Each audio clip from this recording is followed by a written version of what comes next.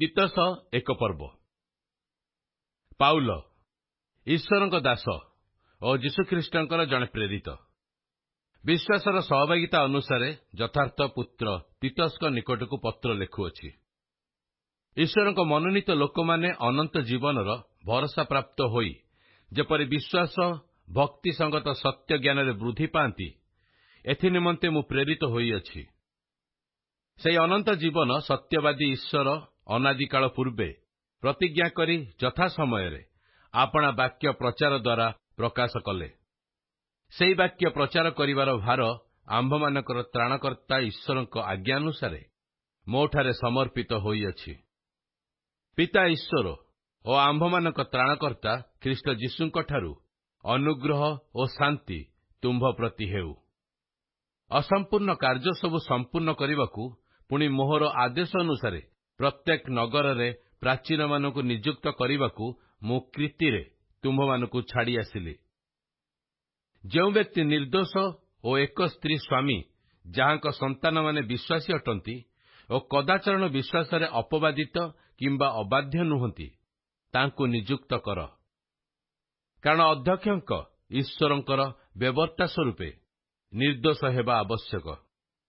ସେ ସ୍ୱେଚ୍ଛାଚାରୀ କି ଆଶୁକ୍ରୋଧୀ କି ମଦ୍ୟପାୟୀ କି ବିବାଦ ପ୍ରିୟ କି କୁତ୍ସିତ ଧନଲାଭର ଅଭିଳାଷୀ ନ ହୋଇ ଆତିଥ୍ୟ ପ୍ରିୟ, ଉତ୍ତମ ବିଷୟର ଅନୁରାଗୀ, ସୁବୁଦ୍ଧି, ନ୍ୟାୟପରାୟଣ, ସାଧୁ ଓ ମିତାଚାରୀ ହେଉନ୍ତୁ।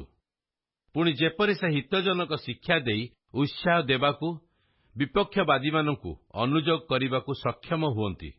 ଏଥିନିମନ୍ତେ ପ୍ରାପ୍ତ ଶିକ୍ଷାନୁଯାୟୀ ବିଶ୍ୱାସଯୋଗ୍ୟ ବାକ୍ୟକୁ ଦୃଢ଼ ଭାବରେ ଧରନ୍ତୁ। କାରଣ ଅନେକ ଅବାଧ୍ୟ ଲୋକ ଅସାର ବାକ୍ୟବାଦୀ ଓ ପ୍ରବଞ୍ଚକ ଅଛନ୍ତି, ବିଶେଷରେ ସୁନ୍ନତ ପ୍ରାପ୍ତ ଲୋକମାନଙ୍କ ମଧ୍ୟରେ ଅଛନ୍ତି। ସେମାନଙ୍କର ମୁଖ ବନ୍ଦ କରିବାର ଆବଶ୍ୟକ। ସେମାନେ କୁତ୍ସିତ ଧନଲାଭ ନିମନ୍ତେ ଅନୁପଯୁକ୍ତ ଶିକ୍ଷା ଦେଇ ଗୋଟିଏ ଗୋଟିଏ ପରିବାରକୁ ସମ୍ପୂର୍ଣ୍ଣ ରୂପେ ପଥଭ୍ରଷ୍ଟ କରନ୍ତି। ସେମାନଙ୍କର ଜଣେ ସେମାନଙ୍କର ସ୍ୱଜାତୀୟ ଜଣେ ଭାବବାଦୀ କହିଅଛନ୍ତି, କ୍ରୀତବାସୀମାନେ ସର୍ବଦା ମିଥ୍ୟାବାଦୀ, ହିଂସ୍ରକ, ପଶୁତୁଲ୍ୟ ଓ ଅଳସୁଆ ପେଟୁକ ଅଟନ୍ତି। ଏହି ସାକ୍ଷ୍ୟ ସତ୍ୟ। ଏଣୁ ସେମାନେ ଯେପରି ଯିହୁଦୀୟ କଳ୍ପିତ ଗଳ୍ପ ପୁଣି ସତ୍ୟରୁ ବିମୁଖ ହେଉଥିବା ଲୋକମାନଙ୍କ ଆଜ୍ଞା ପ୍ରତି ମନୋଯୋଗୀ ନ ହୋଇ ବିଶ୍ୱାସରେ ସବଳ ହୁଅନ୍ତି, ଏଥିପାଇଁ ସେମାନଙ୍କୁ ଦୃଢ଼ ଭାବରେ ଅନୁଯୋଗ କର। ସୂଚୀ ଲୋକମାନଙ୍କ ନିମନ୍ତେ ସମସ୍ତେ ହିଁ ସୂଚୀ, କିନ୍ତୁ କଳୁଷିତ ଓ ଅବିଶ୍ୱାସୀମାନଙ୍କ ନିମନ୍ତେ କୌଣସି ବିଷୟ ସୂଚୀ ନୁହେଁ, ବରଂ ସେମାନଙ୍କ ମନ ଓ ବିବେକ ଉଭୟ ହିଁ କଳୁଷିତ। ସେମାନେ ଈଶ୍ୱରଙ୍କୁ ଜାଣନ୍ତି ବୋଲି ସ୍ୱୀକାର କରନ୍ତି, କିନ୍ତୁ ସେମାନଙ୍କ କର୍ମ ଦ୍ୱାରା ତାହାଙ୍କୁ ଅସ୍ୱୀକାର କରନ୍ତି।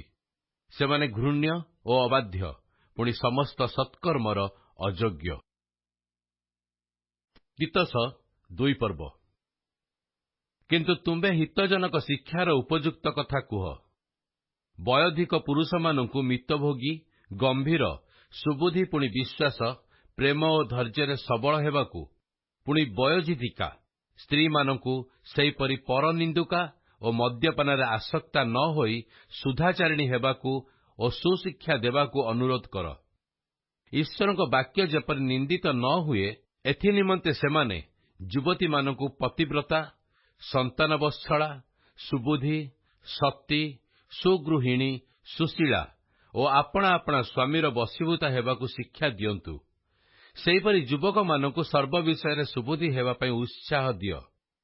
ତୁମେ ନିଜେ ଆପଣା ଆଚରଣରେ ସତ୍କର୍ମର ଆଦର୍ଶ ଦେଖାଅ।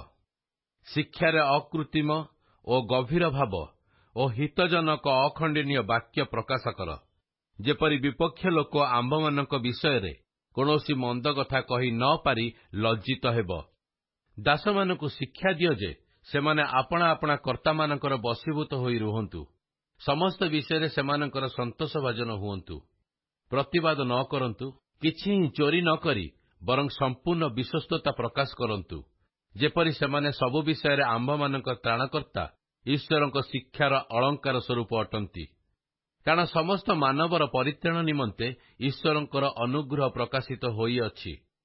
ପୁଣି ଆମ୍ଭେମାନେ ଯେପରି ଅଧର୍ମ ଓ ସାଂସାରିକ ଅଭିଳାଷ ପରିତ୍ୟାଗ କରି ଏହି ବର୍ତ୍ତମାନ ଯୁଗରେ ସୁବୁଦ୍ଧି, ଧାର୍ମିକ ଓ ଭକ୍ତି ଭାବରେ ଜୀବନଯାପନ କରୁ, ଆଉ ସେହି ଆନନ୍ଦଦାୟକ ଭରସା ପୁଣି ଆମ୍ଭମାନଙ୍କର ମହାନ୍ ଈଶ୍ୱର ଓ ତ୍ରାଣକର୍ତ୍ତା ଖ୍ରୀଷ୍ଟ ଯୀଶୁଙ୍କ ଗୌରବର ପ୍ରକାଶ ଅପେକ୍ଷାରେ ରହୁ। ଏଥିନିମନ୍ତେ ଆମ୍ଭମାନଙ୍କୁ ଶିକ୍ଷା ଦେଉଅଛି। ସେହି ଖ୍ରୀଷ୍ଟ ଯୀଶୁ ଆମ୍ଭମାନଙ୍କୁ ସମସ୍ତ ଅଧର୍ମରୁ ମୁକ୍ତ କରିବାକୁ ଓ ଆପଣା ନିମନ୍ତେ ସତ୍କର୍ମରେ ଉଦ୍ଯୋଗୀ ନିଜସ୍ୱ ଲୋକ ସ୍ୱରୂପେ ଶୁଦ୍ଧ କରିବାକୁ ଆମ୍ଭମାନଙ୍କ ନିମନ୍ତେ ଆପଣାକୁ ଦେଲେ। ଏହି ସମସ୍ତ କଥା କହି ପୂର୍ଣ୍ଣ କ୍ଷମତା ସହ ଉତ୍ସାହ ଦିଅ ଓ ଅନୁଯୋଗ କର, କେହି ତୁମକୁ ତୁଚ୍ଛ ନ କରୁ। ତିତସ 3 ପର୍ବ।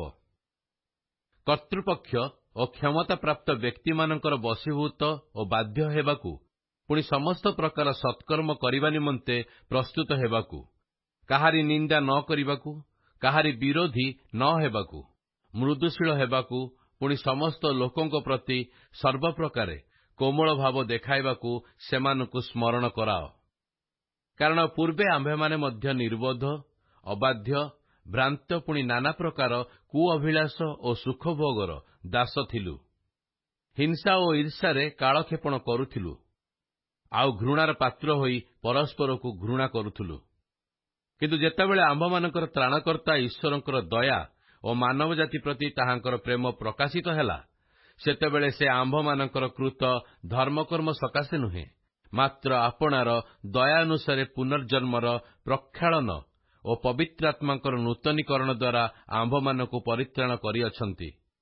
ସେହି ଆତ୍ମାକୁ ସେ ଆମ୍ଭମାନଙ୍କର ତ୍ରାଣକର୍ତ୍ତା ଯୀଶୁଖ୍ରୀଷ୍ଟଙ୍କ ଦ୍ୱାରା ପ୍ରଚୁର ରୂପେ ଆମ୍ଭମାନଙ୍କ ଉପରେ ଢାଳିଦେଲେ, ଯେପରି ଆମ୍ଭେମାନେ ତାହାଙ୍କ ଅନୁଗ୍ରହରେ ଧାର୍ମିକ ଗଣିତ ହୋଇ ଭରସା ଅନୁସାରେ ଅନନ୍ତ ଜୀବନର ଅଧିକାରୀ ହେବୁ। ଏହି କଥା ବିଶ୍ୱାସ୍ୟ। ଆଉ ଯେପରି ଈଶ୍ୱରଙ୍କଠାରେ ବିଶ୍ୱାସକାରୀମାନେ ସମସ୍ତ ସତ୍କର୍ମରେ ବ୍ୟାପୃତ ରହିବାକୁ ମନୋଯୋଗୀ ହୁଅନ୍ତି, ଏଥିନିମନ୍ତେ ଏହି ସମସ୍ତ ବିଷୟରେ ଦୃଢ଼ ରୂପେ ଶିକ୍ଷା ଦିଅ ବୋଲି ମୋର ଇଚ୍ଛା। ଏହି ସମସ୍ତ ବିଷୟ ମନୁଷ୍ୟମାନଙ୍କ ପକ୍ଷରେ ଉତ୍ତମ ଓ ହିତଜନକ। କିନ୍ତୁ ବିତଣ୍ଡା ଭାବାନୁବାଦ, ବଂଶାବଳୀ ବିରୋଧ ଓ ବ୍ୟବସ୍ଥା ବିଷୟକ ବାଗ୍ଯୁଦ୍ଧରୁ ଅନ୍ତର ହୁଅ, କାରଣ ସେହିସବୁ କ୍ଷତିଜନକ ଓ ଅସାର। ଯେଉଁ ଲୋକ ଭ୍ରାନ୍ତ ମତାବଲମ୍ବୀ, ତାହାକୁ ଥରେ ଦୁଇଥର ଅନୁଯୋଗ କଲା ଉତ୍ତାରେ ତାହାଠାରୁ ପୃଥକ ରୁହ। ଏହିପରି ଲୋକ ଯେ ପଥଭ୍ରଷ୍ଟ ହୋଇଅଛି ଓ ପାପ କରି ଆପଣାକୁ ଆପେ ଦୋଷୀ କରେ, ଏହା ତ ତୁମ୍ଭେ ଜାଣ। ଯେତେବେଳେ ମୁଁ ତୁମ୍ଭ ନିକଟକୁ ଆର୍ତ୍ତେମା କିମ୍ବା ତୁଖିକଙ୍କୁ ପଠାଇବି, ସେତେବେଳେ ନିକୋପଲିକୁ ମୋ ପାଖକୁ ଆସିବା ପାଇଁ ଯତ୍ନ କର, କାରଣ ସେଠାରେ ଶୀତକାଳ କ୍ଷେପଣ କରିବାକୁ ମୁଁ ସ୍ଥିର କରିଅଛି। ବ୍ୟବସ୍ଥାଜ୍ଞ ଜିନା ଓ ଆପୋଲୋଙ୍କୁ ଯତ୍ନପୂର୍ବକ ବାଟ ବଳାଇ ଦିଅ, ଯେପରି ସେମାନଙ୍କର କୌଣସି ଅଭାବ ନ ହୁଏ। ଆମ୍ଭମାନଙ୍କର ଲୋକମାନେ ମଧ୍ୟ ପ୍ରୟୋଜନୀୟ ଉପକାର ନିମନ୍ତେ ସତ୍କର୍ମରେ ବ୍ୟାପୃତ ରହିବାକୁ ଶିଖନ୍ତୁ, ଯେପରି ସେମାନେ ଫଳହୀନ ନ ହୁଅନ୍ତି। ମୋ ସଙ୍ଗରେ ଥିବା ସମସ୍ତେ ତୁମ୍ଭକୁ ନମସ୍କାର ଜଣାଉଅଛନ୍ତି। ବିଶ୍ୱାସ ସମ୍ବନ୍ଧରେ ଯେଉଁମାନେ ଆମ୍ଭମାନଙ୍କୁ ସ୍ନେହ କରନ୍ତି, ସେମାନଙ୍କୁ ନମସ୍କାର ଜଣାଅ। ତୁମ୍ଭ ସମସ୍ତଙ୍କ ପ୍ରତି ଅନୁଗ୍ରହ ବର୍ତ୍ତୁ।